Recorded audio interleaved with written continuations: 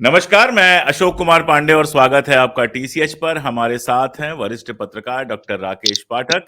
राकेश भाई, स्वागत है आपका। मध्य प्रदेश और बाकी देश दुनिया पर आपकी नजर बनी रहती है। आपके प्रदेश मध्य प्रदेश से बड़ी मजेदार खबरें आ रही हैं और भारतीय जनता पार्टी जो माना जाता था कि बिल्कुल अनुशासित पार्टी है, वहां पर साफ साफ गुटबाजियां अलग से दिखाई दे रही हैं। चुनाव के पहले जो गुटबाजियां थी वो अलग बात है। ऐसा लगता है कि कांग्रेस से जितने लोग गए हैं, जितने बड़े पैमाने पर कांग्रेस से भर्तियां की गई हैं, उसको लेकर भारतीय जनता पार्टी में असंतोष दिखाई दे रहा है।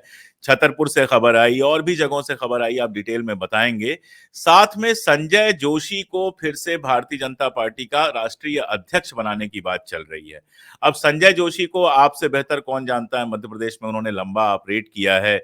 उनके कैरियर का उतार और चढ़ाव दोनों जो है मध्य प्रदेश से जुड़ा हुआ है। वो सीढ़ियां सारी कुछ मुझे बताने की जरूरत नहीं है, आप दर्शकों को बताएंगे ही। ये सारा कुछ जी। मध्य प्रदेश के अंदर चल रहा है।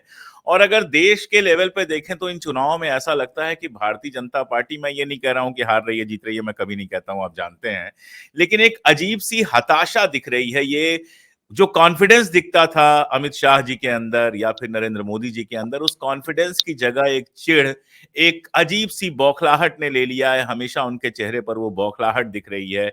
जिस तरह से नड्डा ने जवाब दिया खड़गे साहब के लेटर का, उसके बाद अमित मालवीय जिस तरह से मोदी जी की गालियों की लिस्ट बनाकर और उसको वीडियो बनाकर डाला और फिर वो अलग तरीके से वायरल हुआ, मजाक उड़ा, ऐसा लग रहा है कि अपनी ही पॉलिसीज में फंस रहे हैं।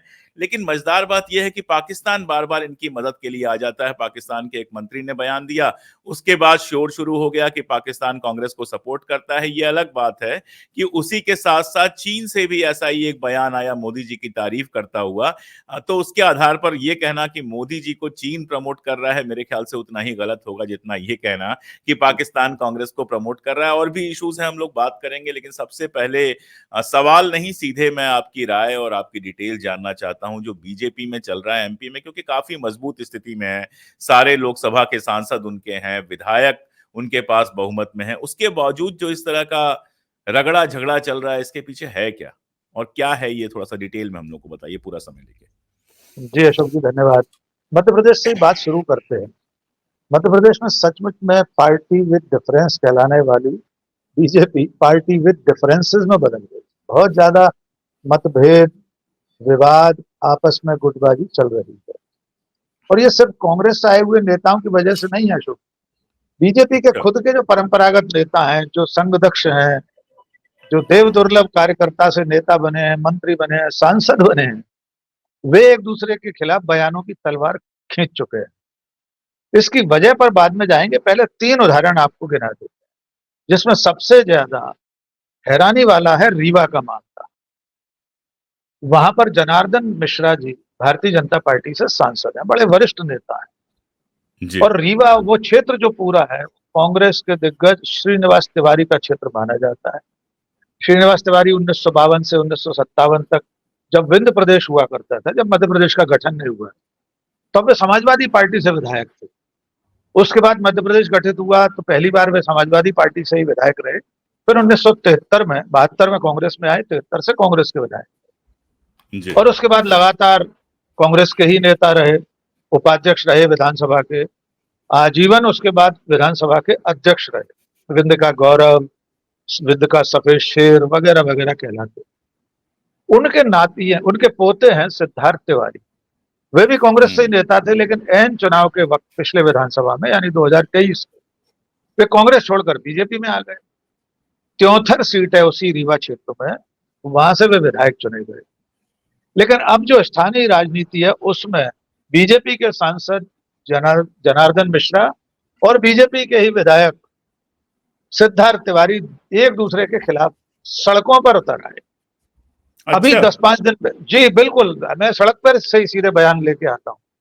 एक ओवरब्रिज का उद्घाटन था अशोक भाई, रीवा में। जनार्दन मिश्रा ने उस कार्यक्रम में मंच से श्रीनिवास तिवारी को लुटेरा कहा, पक्षपाती कहा, भ्रष्टाचार का स्रोत कहा, और यह भी कहा कि वे अपने रहते सड़क पर एक गड्ढा नहीं भरवा पाते। आप देखिए, बीजेपी का सांसद उस श्रीनिवास तिवारी के लिए कह रहा है, जो 10 साल विधानसभा अध्यक्ष रहे, उपाध्यक्ष रहे, आजीवन विधायक रहे, कह रहे हैं एक गड्ढा नहीं भरवा पाते। यहां तक भी चलता है। उसके बाद उन्होंने जब आपत्ति आई कांग्रेस की तरफ से, सिद्धार्थ तिवारी की तरफ से, तो फिर एक बयान दिया और उस बयान में उन्होंने अपनी सारी बातें दोहराई और ये कहा कि सिद्धार्थ तिवारी को सुनना तो पड़ेगा कि उनके दादाजी कैसे थे, क्या करते थे। तो ये हाँ वे लूट कांग्रेस नेताओं के जो लड़के हैं, ये अपने बापों को गालियां सुनवाने के लिए गए हैं क्या बीजेपी में, या सुनने के लिए? नहीं, सुनवाने भी नहीं, गए और कुछ लोग तो खुद आप अपनी बात कंटिन्यू रखिए। हाँ, बस मैंने तो जी बीच में ऐसे ही नहीं, जगह दी। उसको विस्तार ऐसे भी दे सकते हैं अशोक जी कि कुछ लोग तो खुद भी अपने पिता अपनी दादी को गाली देने से परहेज नहीं कर रहे। जैसे ग्वालियर के हमारे नेता ज्योतिरादित्य सिंधिया जी, वे जब कांग्रेस को कोसने चलते हैं तो भूल जाते हैं कि वे खुद 20 साल कांग्रेस में रहे, उनके पिता जीवन कांग्रेस में रहे, उनकी दादी कांग्रेस में रही आजादी के बाद 1967 तक। तो ऐसा चल रहा है इस वक्त, जो कांग्रेस से बीजेपी में जाते हैं देख रहे हैं हम रवनीत बिट्टू जैसे लोग किस तरह बोलते हैं। लेकिन मध्य प्रदेश पर लौटे तो इसके बाद सिद्धार्थ तिवारी अपने दादाजी श्रीनिवास तिवारी के सम्मान के लिए आए। उन्होंने पत्रकारों से बातचीत की, उन्होंने कहा हमारी संस्कृति में दिवंगत व्यक्ति, स्वर्गीय व्यक्ति के बारे में इस तरह से कहने का कोई की परंपरा नहीं है, इस तरह कहने की, और वे पार्टी के फोरम पे इसकी शिकायत करें। लेकिन जनार्दन मिश्रा नहीं डट रहे, वे लगातार श्रीनिवास तिवारी के बारे में इसी तरह के अनर्गल बयान अब भी दे रहे हैं, क्यों, जिनका लेकिन क्या पोता कारण हो बीजेपी सकता है में। इसके पीछे? क्या इसके कारण पीछे हो सकता स्थानीय स्थानीय राजनीति है अशोक भाई। क्या है कि अलग अलग छत्र बीजेपी में इस वक्त सिर उठा रहे हैं, अंकुश नहीं बचा प्रदेश नेतृत्व का। प्रदेश अध्यक्ष विष्णुदत्त शर्मा, मुख्यमंत्री डॉक्टर मोहन यादव पार्टी में अनुशासन को बचाए रखने में लगातार असफल रहे। उनका कोई डर भय नहीं रहा। अभी और उदाहरण दो देता हूं तो आपको आश्चर्य होगा कि बीजेपी में है? हो जी, क्या रहा है। दूसरा जी, जिसका आपने जिक्र किया, ललिता यादव वगैरह, वहां जी। भी मामला केंद्रीय मंत्री और स्थानीय बीजेपी नेताओं के बीच का है। कांग्रेस का ही नहीं है, लड़ बीजेपी वाले रहे आपस में। वीरेंद्र खटीक निर्विवाद नेता है टीकमगढ़ के और केंद्र में मंत्री है मोदी की सरकार में, बेहद ईमानदार माने जाते हैं। आज भी अपने स्कूटर पर, बजाज स्कूटर पर सड़कों पर निकल जाते हैं। लेकिन अब उनके तेवर भी ऐसे हैं कि उनका स्थानीय योजनाओं में, विधायकों के कामकाज में हस्तक्षेप बहुत बढ़ गया। इसको लेकर पहले तो एक बीजेपी के नेता ने ही आरोप लगाया कि वे काम नहीं करते दे रहे। फिर आए हम्म, मानवेंद्र सिंह। मानवेंद्र सिंह भी कांग्रेस के नेता थे किसी जमाने में, लेकिन अब वे भाजपा में हैं। उनके बेटे कुंवर कामाख्या प्रताप सिंह बीजेपी के नेता हैं और विधायक। तीसरी हैं ललिता यादव, बीजेपी से विधायक। ये सारे लोग अपनी ही पार्टी के नेता, सांसद, केंद्र में मंत्री वीरेंद्र खटीक के खिलाफ सड़कों पर बयान दे रहे हैं, प्रेस कॉन्फ्रेंस कर रहे हैं, बाइट दे रहे हैं चैनलों को, कह रहे हैं कि वीरेंद्र खटीक काम नहीं करने देते, योजनाओं में अड़ंगा डालते हैं, विधायकों के काम का श्रेय ले लेते हैं, वगैरह वगैरह। अब तीसरा इससे भी दिलचस्प किस्सा सुन लीजिए। ये किस्सा है राजधानी ललिता भोपाल से लगे ललिता हुए। यादव ने सर, ललिता यादव वाले में एक चीज जोड़ दूं और आप उसको और जी डिटेल दे दीजिएगा कि उन्होंने कहा कि कांग्रेस से आए दल बदलू लोग मंत्री के प्रतिनिधि बन गए हैं, भाजपा में जी शामिल हुए बिना ही वे अब सांसद के प्रतिनिधि बन गए हैं। जिन लोगों पर आबकारी मामले में छापेमारी की गई थी, वे भी अब उनके प्रतिनिधि बन गए हैं। ये ललिता यादव से पहले वो भाजपा नेता जो एक था उसने कहा था कि अच्छा, सांसद जी ने बाद में ललिता यादव ने उसकी पुष्टि की, उन्होंने उसको अच्छा। एंडोर्स किया। जी, उसने ये कहा था और ललिता यादव ने ये कहा कि वीरेंद्र खटीक के जो सांसद प्रतिनिधि हैं, हर सांसद अपने प्रतिनिधि अलग अलग जगह बनाता बिल्कुल, है, बिल्कुल, उसमें हाँ। इतना ही नहीं है कि भूतपूर्व कांग्रेसी हैं। इन्होंने, ललिता यादव ने और उस बीजेपी नेता ने, मैं नाम भूल रहा हूं, उसने कहा कि जो लोग अभी चुनाव में कांग्रेस के बूथ पर बैठे थे, सांसद जी ने, मंत्री जी ने उन्हें अपना सांसद प्रतिनिधि बना दिया है। और तो और उसमें अपराधी भी हैं।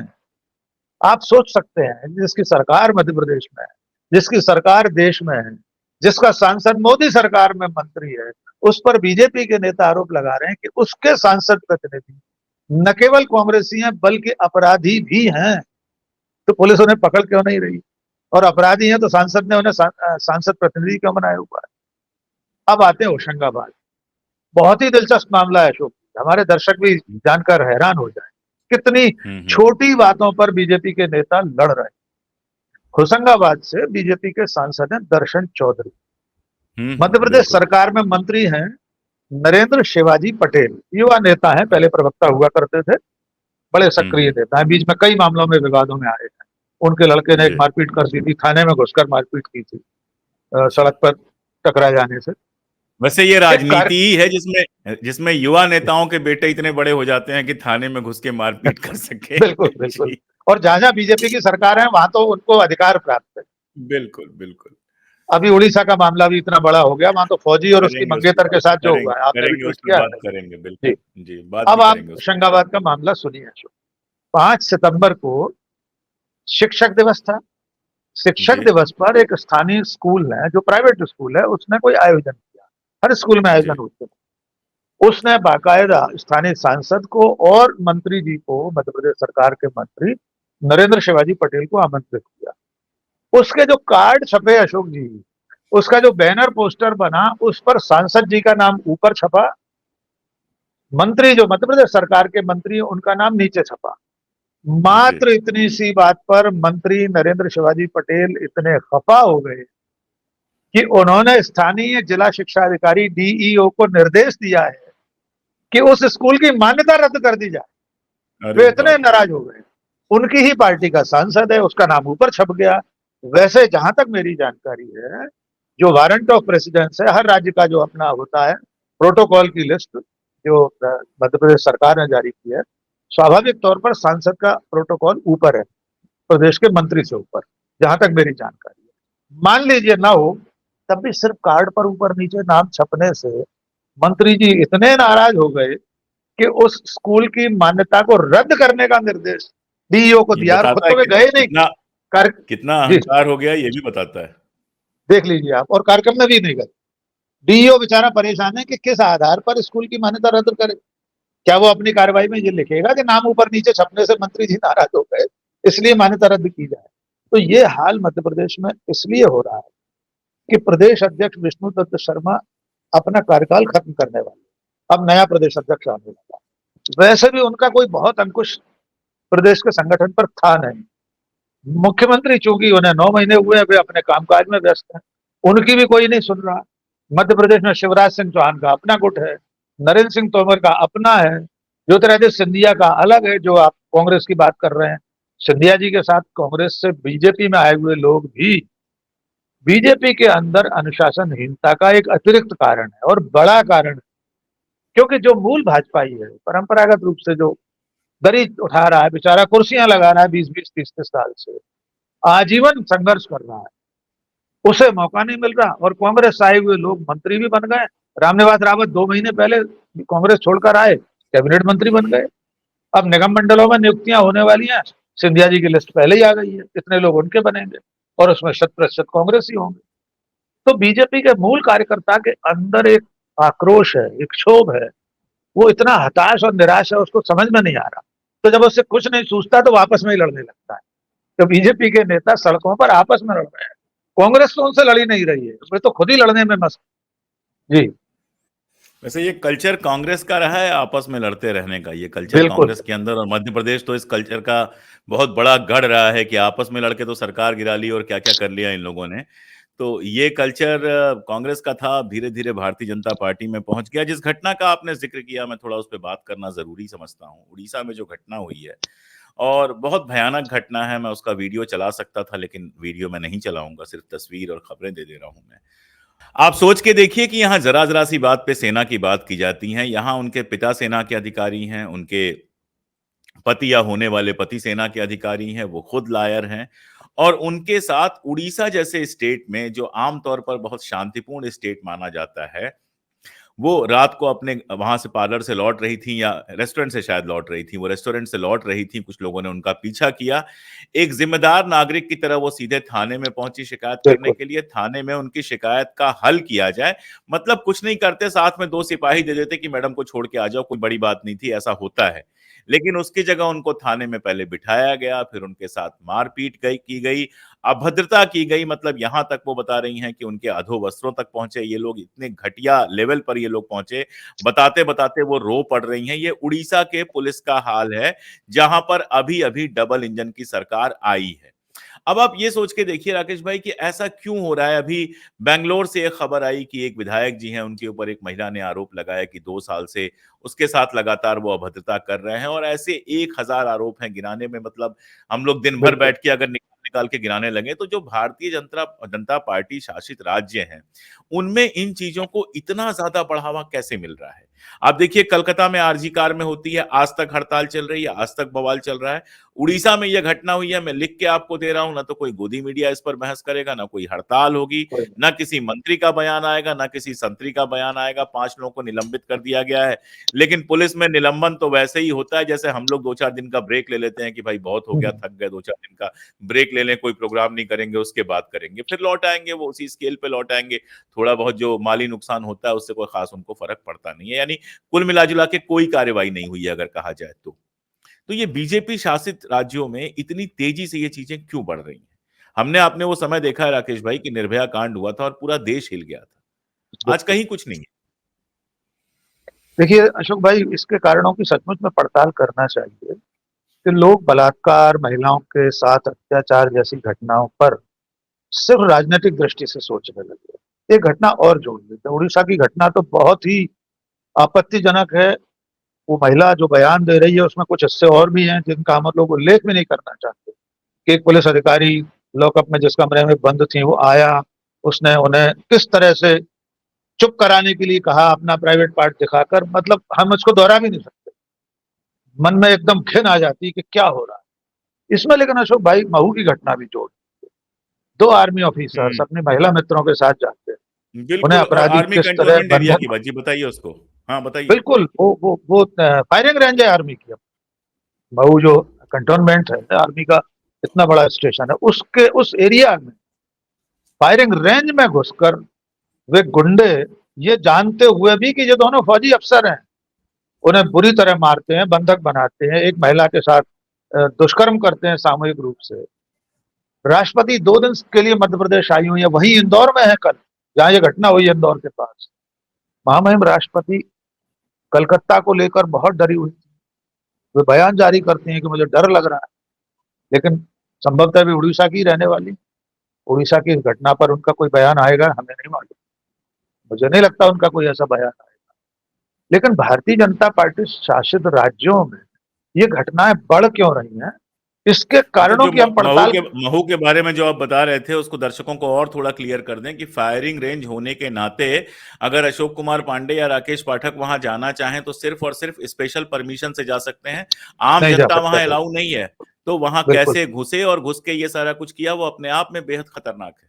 जी भाई साहब। बिल्कुल बहुत, वो घटना वाकई में बहुत जबरदस्त खतरनाक तो है ही, चिंताजनक भी है कि दो आर्मी ऑफिसर, वो ट्रेनिंग ऑफिसर्स थे, कल को उन्हें कमीशन मिलना था, सेकंड लेफ्टिनेंट बनते, जो भी उनका पद है हमें नहीं मालूम, लेकिन उनके साथ ऐसी वारदात हो रही है, फायरिंग रेंज में हो रही। यानी अपराधी इस बात से नहीं डर रहे हैं कि चारों तरफ सेना के कैंप है, आसपास 10 किलोमीटर दूर उसका हेडक्वार्टर है मऊ में, इतना बड़ा। उन्हें कोई डर नहीं है, कानून का खौफ नहीं। और अब अगर सेना भी इस तरह से, सेना के लोग, उनके परिजन, ये मंगेतर है उड़ीसा वाली घटना में, उसके पिता, उस युवती के पिता सेना के अधिकारी है, उनके साथ ऐसी वारदात हो रही है, इसका मतलब यह है कि अपराधियों के हौसले बुलंद है, उन्हें कानून का भय नहीं। कारण यह है कि सत्ता का संरक्षण ऐसे लोगों को मिल रहा है। गुजरात में बिल्किस बानो के बलात्कारी, हत्यारे, उसकी बेटी के हत्यारे जेल से छूटते हैं, उनका स्वागत होता है, उनका अभिनंदन होता है, तो लोगों का हौसला तो बढ़ेगा। आप देखिए कितनी ऐसी घटनाएं हो चुकी हैं जिनमें अपराध करने वाले लोग चंद दिन बाद बीजेपी ज्वाइन कर लेते हैं, किसी को कोई फर्क नहीं पड़ता। हमारे समाज की सामूहिक चेतना भी इतनी सुन्न हो गई है, उसे भी पहले वो देखती है कि किस राज्य में घटना हुई है, वहां किस पार्टी की सरकार है। फिर जनता और समाज ये देखता है कि आरोपी कौन है, किस धर्म के हैं, किस जाति के हैं, किस वर्ग के हैं। उसके बाद प्रतिक्रिया होती है।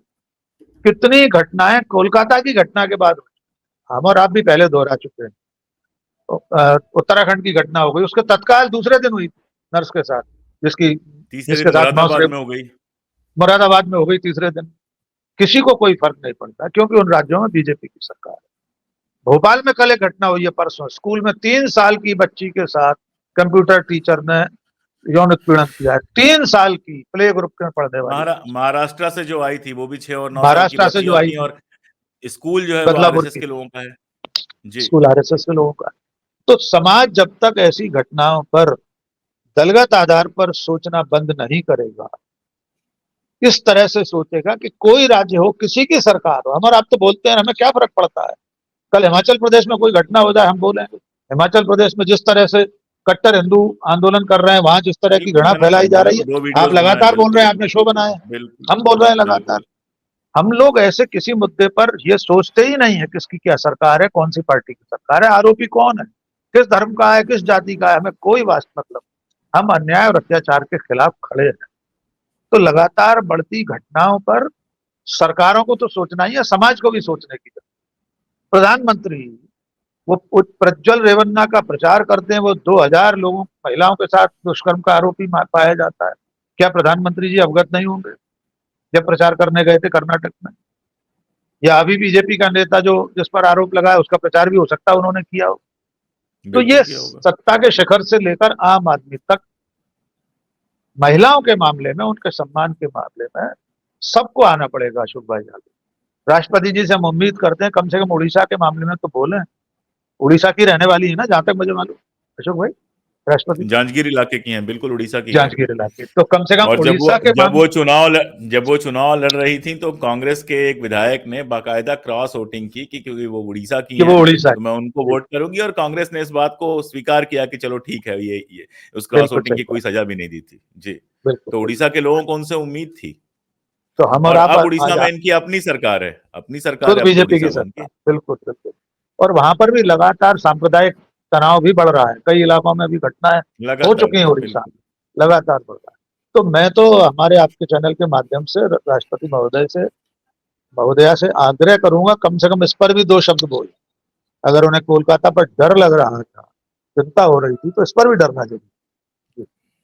दिक्कत यही है कि सिलेक्टिव डर हो गया है, ये सबसे बड़ी प्रॉब्लम है। अब सेलेक्टिव। आखिरी मुद्दे पर जिस पे हम लोग बात कर रहे थे कि जिस तरह से ये चुनाव हो रहे हैं, हरियाणा में चुनाव है, जम्मू और कश्मीर में चुनाव है। जम्मू और कश्मीर के बारे में तो यहाँ से बहुत पता चलता नहीं है अब भी, लेकिन हरियाणा का चुनाव साफ-साफ दिखाई दे रहा है, लगातार उल्टा हो रहा है। जो मध्य प्रदेश में हुआ था उसका ठीक उल्टा हो रहा है। भारतीय जनता पार्टी के नेता कांग्रेस में आ रहे हैं। हालाँकि मध्य प्रदेश में भी चुनाव के पहले मोदी यही आए थे। हुआ था कि बीजेपी से बहुत सारे लोग यहाँ पे आए थे कांग्रेस में। तो अभी वहां पर जो माहौल है वो कांग्रेस के पक्ष में दिखाई दे रहा है। चुनाव नतीजा क्या होगा हम नहीं जानते, लेकिन जिस तरह के बयानात आ रहे हैं भाई साहब लगातार, चाहे वो राहुल गांधी को हमला करने जैसे बयान हो, चाहे मोदी जी के जिस तरह के भाषण हैं, अमित शाह जी के जिस तरह के भाषण हैं, 10 साल से तो हम लोग भी इनको देख रहे हैं और लंबे समय से देख रहे हैं। जो चेहरा जगमगाता रहता था, जो उत्साह और बिल्कुल कॉन्फिडेंस होता था, इतने पार उतने पार का।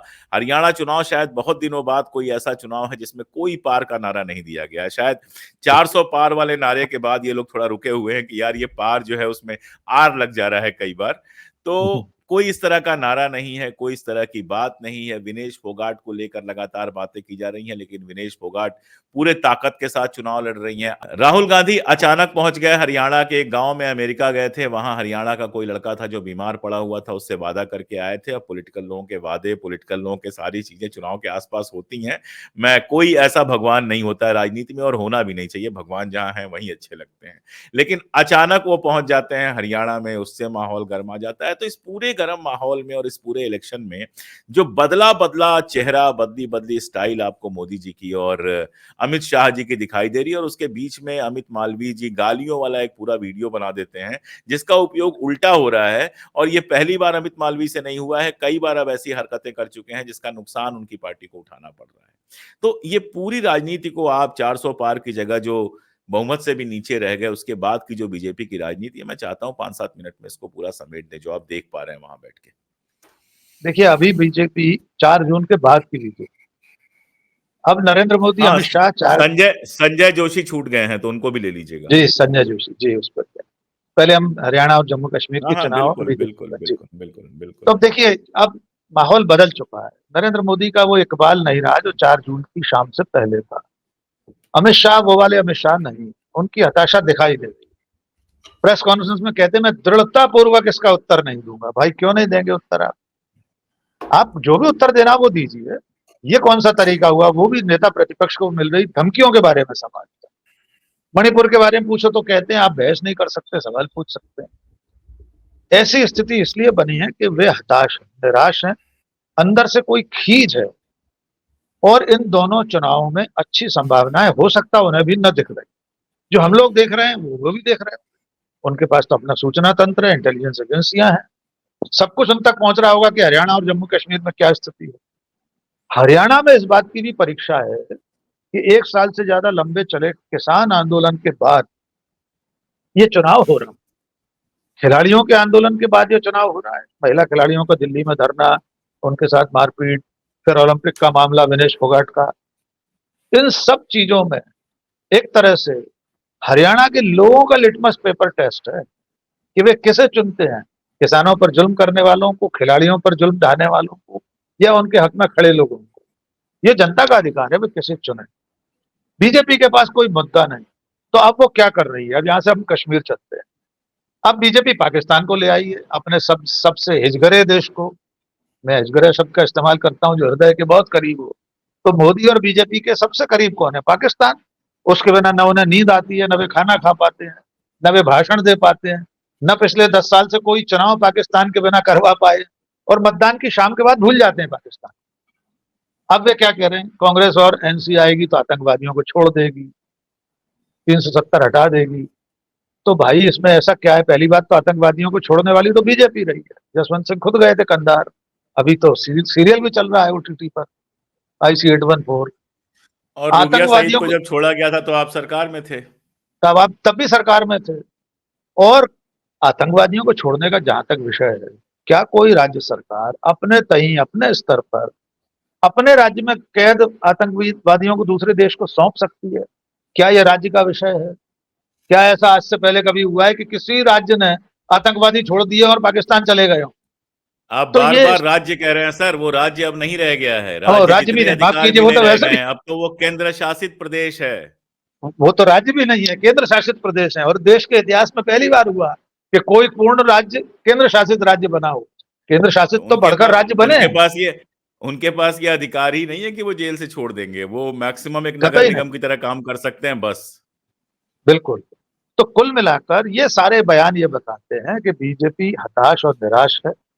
बीजेपी के अंदर खाने भी कहीं ना कहीं कोई खदबदाहट चल रही है। अगर इन दो राज्यों के चुनाव नतीजे फेवर में नहीं रहे, बीजेपी के लिए अनुकूल नहीं रहे, तो मुझे लगता है पार्टी के भीतर से भी आवाजें मुखर होंगी। और वो धीरे धीरे हो रही हैं। ऐसा नहीं है ना, नितिन गडकरी यूं ही नहीं कह रहे कि मुझे प्रधानमंत्री बनने का ऑफर मिला था। हो सकता है अशोक पांडे जी ने दिया हो, उनको नाम तो उन्हें बताया नहीं। हो सकता है हमने दिया हो, चलिए प्रधानमंत्री बन जाइए, नाम बताए ना। लेकिन ऐसे बयान कुछ ना कुछ सोचकर तो दिए जा रहे हैं। क्या वे प्रधानमंत्री पद की रेस में अपने आप को योगी आदित्यनाथ से आगे रख रहे हैं, अमित शाह से आगे लाना चाहते हैं खुद को? संघ की भूमिका इसमें क्या है? ये कई पहेलियां हैं जो अभी हल होना बाकी। अब यही इसी मौके पर हम संजय जोशी पर आते हैं। बहुत सारे नई पीढ़ी हम्म। के लोग अभी नहीं जानते होंगे कि संजय जोशी अपने दौर में कितने बड़े नेता थे, कितने बड़े संगठक थे। वे भारतीय जनता पार्टी के सबसे बेहतर संगठनकर्ताओं में उनकी गिनती होती। मध्य प्रदेश में तो वे प्रभारी भी रहे, लंबा प्रवास उनका रहा यहाँ पर, कार्यकर्ताओं से उनका सीधा संपर्क था। किसी जमाने में नरेंद्र मोदी और संजय जोशी भी मित्र थे। लेकिन जब नरेंद्र मोदी का विकास का रास्ता चल रहा था तो उस रास्ते में हो सकता है उन्हें कुछ ऐसा लगा हो। उसके बाद वो जो उनकी सीडी बनी, आप सब जानते हैं, पूरा देश जानता है। संजय जोशी का नाम लेंगे, सर्च करेंगे तो सबसे पहले वो अश्लील सीडी का मामला सामने आएगा। जहां तक मेरी जानकारी है उसमें जो दूसरा पक्ष है उस सीडी में, वो शायद मध्य प्रदेश से संबंधित कोई महिला है, कोई प्रोफेसर वगैरह है। हम उनकी शिनाख्त नहीं करना चाहते, न कर रहे हैं। संजय जोशी के अध्यक्ष बनने की खबरें किस तरफ से शुरू हुई हैं, किसने शुरू की है, ये अपने आप में एक पहेली है।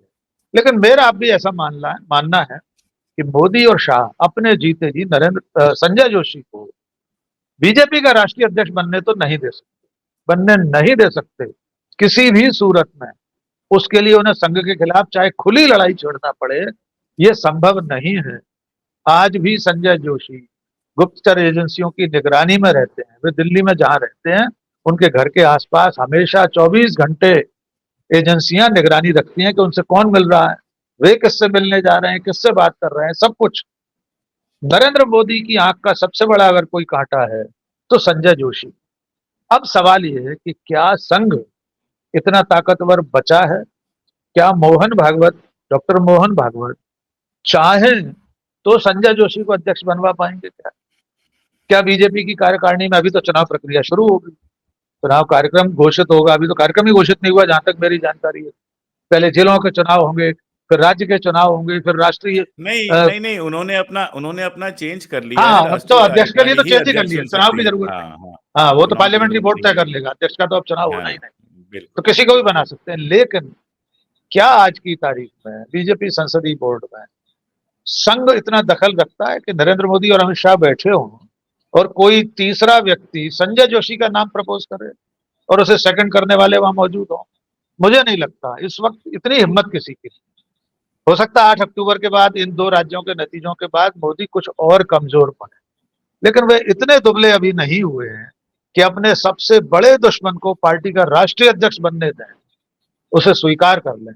ये किसी तौर पर नहीं हो सकता, मैं इसको मानने के लिए तैयार नहीं हूं। अच्छा, देखिए यद्यपि देखिए राकेश भाई, राजनीति भी कितनी मजेदार चीज है कि हम एक ऐसे दौर में हैं कि भारतीय जनता पार्टी या मोदी जितने कमजोर होंगे, आरएसएस उतनी ताकतवर होगी।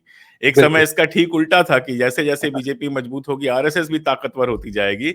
लेकिन यहाँ उल्टा चल रहा है कि अगर बीजेपी कमजोर होगी तो आरएसएस ताकतवर होगी। मेरे ख्याल से यही राजनीति का सबसे मजेदार खेल है। और एक आखिरी सवाल, बहुत छोटे से आंसर की उम्मीद कर रहा हूं क्योंकि बड़ा सवाल भी नहीं है, कि ये जो कमजोर मुख्यमंत्री प्यादा बिठाने का जो पूरा खेल पिछली बार लगभग पूर्ण बहुमत के अलावा भी बहुत कुछ जो ताकत थी इनके पास उसके भरोसे इन्होंने खेला है। हरियाणा में बिठा दिया, मनोहर लाल खट्टर को पहले बिठाया, फिर हटा के सैनी को बिठा दिया, आपके यहाँ मोहन यादव जी को बिठा दिया, राजस्थान में पर्ची से बना दिया भजन लाल शर्मा जी को। ये बैकफायर कर रहा है क्या? खास तौर पे मध्य प्रदेश और हरियाणा की जो घटनाएं आपने अभी बात की उनको लेकर अगर देखा जाए तो ये बैकफायर कर रहा है क्या? देखिए, मुझे लगता है जब भी कोई पार्टी केंद्र में बहुत ज्यादा ताकतवर होती है तो वो राज्यों में छत्रपों को पनपने नहीं देती। खासतौर से शिवराज सिंह चौहान जैसे लोगों ने जिस तरह अपना कद बढ़ाया, प्रधानमंत्री पद के दावेदार स्वयं हो गए थे, उन्होंने कोई कोशिश नहीं की। और स्वाभाविक है, जो आदमी 4 बार मुख्यमंत्री रहा वो प्रधानमंत्री पद का दावेदार क्यों नहीं है? मुझे ऐसा लगता है। और योगी आदित्यनाथ, उनका नाम भी जोड़ लीजिए योगी जी का। वहां नरेंद्र बिठा मोदी और नहीं अमित पाया ना, शाह इसलिए नहीं जोड़ा। वहां बैठा नहीं पा वहां अभी रहे, तक लेकिन किसी को ताकतवर बिठा तो नहीं है, पाया, कोशिश तो थी। बिल्कुल। ताकतवर तो है, लेकिन योगी आदित्यनाथ, इससे इनकार नहीं किया जा सकता। बिल्कुल। इन दोनों तजुर्बों को देखते हुए मोदी शाह ने उत्तराखंड, गुजरात, हरियाणा, मध्य प्रदेश, राजस्थान, इनमें ऐसे मुख्यमंत्री बनाए हैं जिन्हें 20-25 साल लग जाएंगे इस लायक होने में। अगर वे 20 साल मुख्यमंत्री रह लिए तो कम से कम दिल्ली के बराबर कहीं खड़े दिखाई दे। तो केंद्रीय नेतृत्व तो नहीं चाहता कि राज्यों में ऐसे सूबेदार, ऐसे छत्रप खड़े हो जाएं कि कल दिल्ली को आंख दिखाएं। जब उनको मन मर्जी आती है, पत्तों की तरह, ताश के पत्तों की तरह फेंट देते हैं। उत्तराखंड में कितने मुख्यमंत्री बदल गए हमें याद नहीं है। गुजरात में कितने मुख्यमंत्री बदल गए, उनके सबके नाम याद नहीं रहते। 9.5 साल हरियाणा में मुख्यमंत्री रहे व्यक्ति को एन चुनाव से 6 महीने पहले आप हटा देते हैं। और हालत यह है कि जो व्यक्ति 9.5 साल मुख्यमंत्री था, उसका नाम मंच से आप नहीं ले पा रहे हैं, पोस्टर में उनकी फोटो नहीं है, मंच पर आप बिठा नहीं पा रहे हैं उनको। इसका मतलब यह है कि वे अपने काम में कामयाब नहीं रहे थे, उनका काम अच्छा नहीं था। वरना उनके नाम पर चुनाव लड़ते ना, मनोहर लाल खट्टर के नाम पर आप चुनाव लड़ते, नायब सिंह सैनी को लाकर क्यों आना पड़ता? चलिए, बदलाव कर दिया उतना भी ठीक है, नाम तो लो उनका, स्टेज पर तो बिठाइए, पोस्टरों में तो फोटो हो। मनोहर लाल खट्टर हरियाणा से लापता है। वजह इतनी ही है, केंद्र कमजोर प्यादों को राज्यों में बिठाना चाहता है, इसलिए जब मर्जी आए तब उसे हटा दो, अपनी पसंद का दूसरा व्यक्ति बिठा दो। पहली बार का विधायक भजन लाल शर्मा मुख्यमंत्री हैं राजस्थान में, जिनके पास न कोई प्रशासनिक तजुर्बा है, न राजनीतिक ऐसा कोई अनुभव है, विधायिका का, विधायकी का कोई अनुभव नहीं, उन्हें मुख्यमंत्री बना दिया आपने पर्ची से। वो चेहरा, वो भाव याद कर लीजिए वसुंधरा राजे का, जब राजनाथ ने पर्ची दी थी, वह आजीवन नहीं भूलेंगे हमारी महारानी। तो कुल मिलाकर ये बीजेपी के भीतर के अंतर विरोधों की निशानी है, इस तरह के कमजोर मुख्यमंत्री बिठाना। जी। एक कहावत है, किस भाषा की है मुझे नहीं याद आ रहा है, लेकिन एक कहावत है कि जो माली अपने कद से ऊंचा पेड़ों को नहीं होने देता, उसे कभी छाया नहीं मिलती है। क्या आज के लिए इतना ही। बहुत शुक्रिया। बहुत अच्छा।